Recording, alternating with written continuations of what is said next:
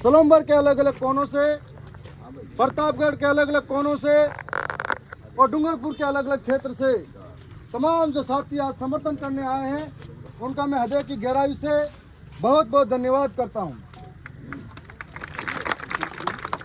साथियों, आज एक आदिवासी विधेयक इस सरकार में सुरक्षित नहीं है, तब हम ये कह सकते हैं कि यहाँ की जनता, यहाँ का आदिवासी कैसे सुरक्षित महसूस कर पाएगा।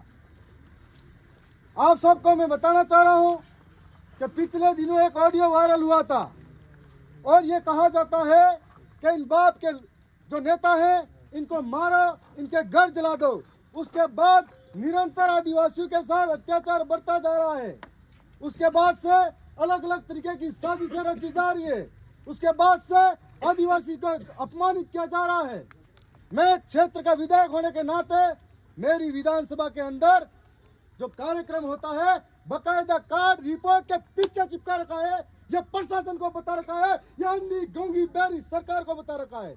उसके बाद कहते हैं कि बिन बुलाए आए हो, इतना फिर से अपमान करते हैं। उसके बाद में उस कार्यक्रम में जाने के बाद में 2 दिन पहले पुलिस प्रशासन को प्रोटेक्शन मांगने के लिए कहता हूं कि मेरे साथ गलत हो सकता है। यहाँ के लोगों द्वारा पूर्व में भी, वहाँ के भाजपा के गुंडों द्वारा पूर्व में भी 9 अगस्त के कार्यक्रम में हमारे ऊपर लाठियां बरसाई थी, पत्थर मारे थे, तब भी हमने चेतावनी दी थी। उसके बाद में हम चुनाव के प्रचार में गए थे, तब भी इन लोगों ने हमारे साथ में हाथापाई की थी। हमको अंदेशा था, इसलिए प्रशासन से अवगत कराया था, लेकिन मेरी आंखों के सामने मैं चिल्लाता रहा, या मेरे जिलाध्यक्ष है, मैं चिल्लाता रहा, या मेरे कार्यकर्ता है, इनको मार रहे हैं, आप उनको बचा लीजिए, लेकिन कोई बचाने नहीं आता है।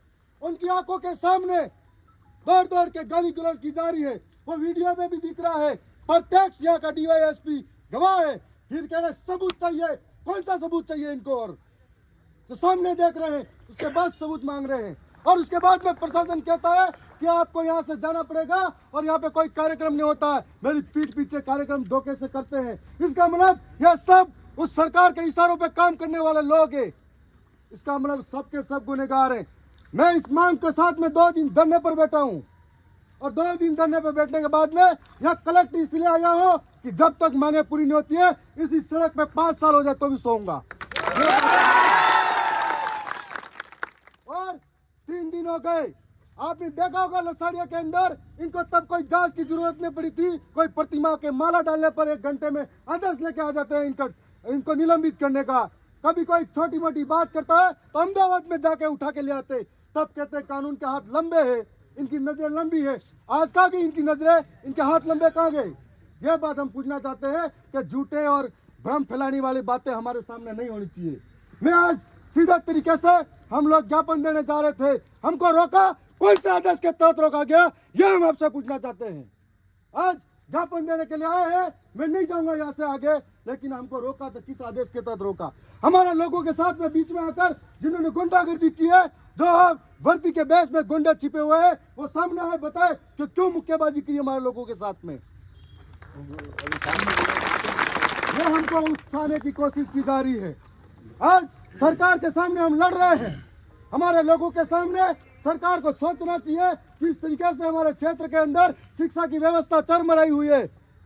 सोचना चाहिए कि किस व्यवस्था के अंदर हमारे चिकित्साओं की व्यवस्था कैसी चरमरा रही है। जब प्रतापगढ़ के वीडियो देखते हो आप लोग, बांसवाड़ा के वीडियो देखते हो आप लोग, यहाँ पर आदिवासियों के साथ में क्या दयनीय स्थिति है, जो अपनी पेट की भूख मिटाने के लिए अपनी औलाद को बेच देते हैं। ये सरकार को सोचना चाहिए, यहाँ की स्थिति ऐसी बनी हुई है।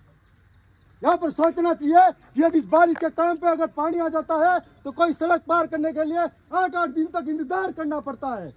तब सरकार को सोचना चाहिए, लेकिन आदिवासियों को सदन में बैठकर गाली देते, इनकी मानसिकता दर्शाती है कि आदिवासी से नफरत करने वाले लोग हैं। और आज इनको हजम नहीं हो रहा है कि एक आदिवासी विधायक जीत कर जाता है, जब संविधान की बात करता है, हक अधिकार की बात करता है, 5वीं अनुसूची की बात करता है, शिक्षा की बात करता है, तब उनको हजम नहीं होती है।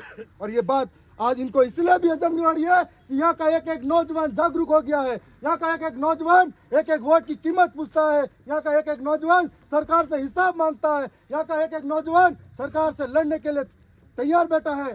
तब इनको हजम नहीं हो रहा है। तब रोज षड्यंत्र हो रहे हैं और रोज इस तरह से अपमानित करने वाले काम हो रहे हैं। पिछले दिनों मेरे साथी के साथ में बांसवाड़ा बागीदोरा के अंदर भी पत्थरों से हमला हुआ था। मैं यह पूछना चाहता हूं कि अगर मेरे विधानसभा में मैं सुरक्षित नहीं हूं तो इन गुंडों से मेरी जनता कैसे सुरक्षित हो सकती है।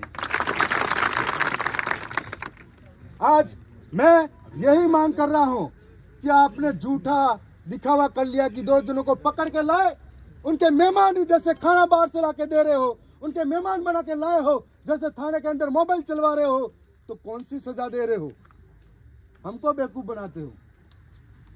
मेरा अपमान नहीं किया है, दरियावत की 2.5 लाख जनता का अपमान किया है और ये बदला लेने के लिए हम बैठे हैं। जितने भी लोग इसमें शामिल हैं वो सस्पेंड नहीं होते हैं। जितने भी लोग अपराधी हैं वीडियो में सरेआम दिख रहे हैं और नेताओं के गाड़ी में रोज घूम रहे हैं, अगर वो पकड़ में नहीं आते हैं तब तक मेरी तरफ से ये ऐलान है यहाँ पर कि मैं इसी सड़क पे सोऊंगा, चाहे बारिश हो चाहे कोई भी मौसम हो, मरूंगा जीऊंगा। ये शासन प्रशासन की जिम्मेदारी है, राजस्थान सरकार की जिम्मेदारी है।